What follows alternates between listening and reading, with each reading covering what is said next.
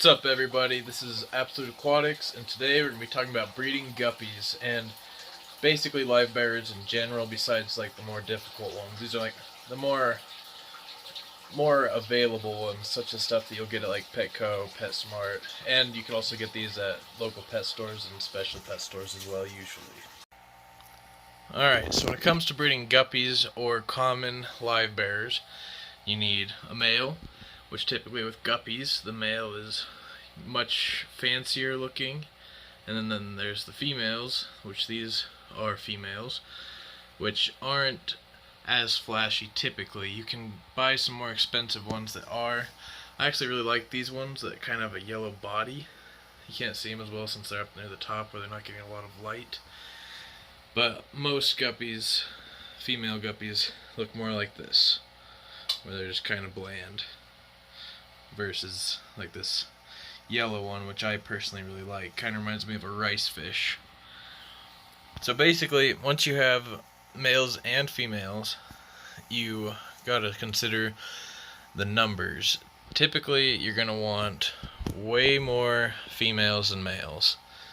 My personal choice is one male per 5 females. I know when you buy them, typically it's 1-to-1 or 1-to-2. But when you're actually starting to breed and you have your stock going for breeding, 1-to-5 males to females is my preferred choice. And basically, you don't need to worry too much about water parameters, in my opinion, with live bearers, like the basic ones, which is what I'm talking about today.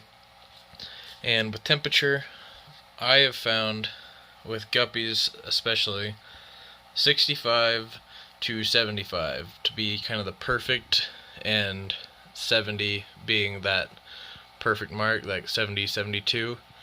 But I also don't worry about it too much.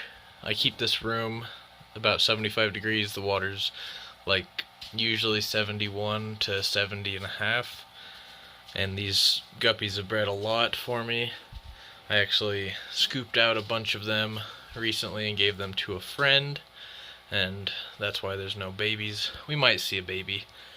I'm lying, because there were so many in here. I'm sure there's still some, but I'm focusing on the adults for the video. But so once you have that, you basically need a place for the babies to hide, because with live bearers, they are born already a fish, and they look very, very tasty to the grown fish, especially like the medium-aged ones, kind of like, let's see if I can find one, kind of like this one right here.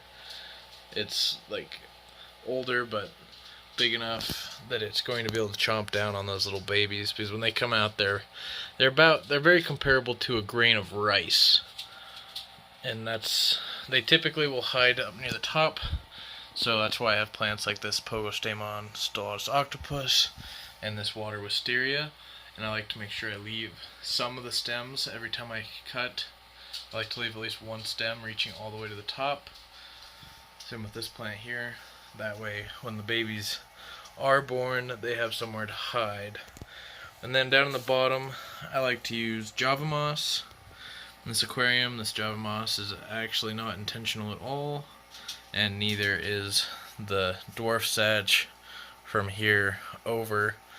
I've just pretty much given up on it, especially considering the little bit of Monte Carlo that's in there. Pretty much failed, even though it was the plant I had the most of when I did this tank. But yeah, that's basically it. It's very simple. Keep them like above room temperature just a little bit, preferably, because at least for me, room temperature perfect is 68. And so if you keep the fish at like 70, 72, that's when they'll breed the best, in my opinion.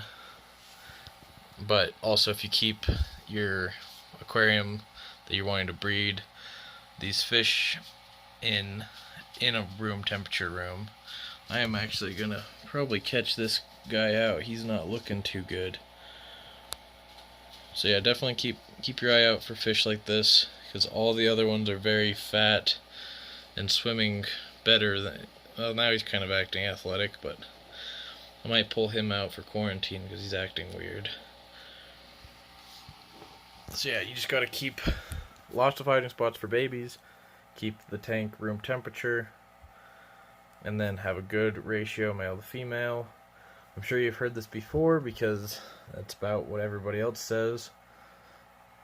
But something actually I do contrast a little bit. If you're still watching, you'll get to hear this. I should have said this earlier. But I think that with guppies in particular, 20 gallons should be the minimum if you're trying to actually breed them. A lot of people do 10s, and that's fine. Like, good for you if you're making it work well. But I personally am a 20 gallon or higher guy. Obviously I'm breeding them in this tank in a 155, but this is just kind of my main display tank.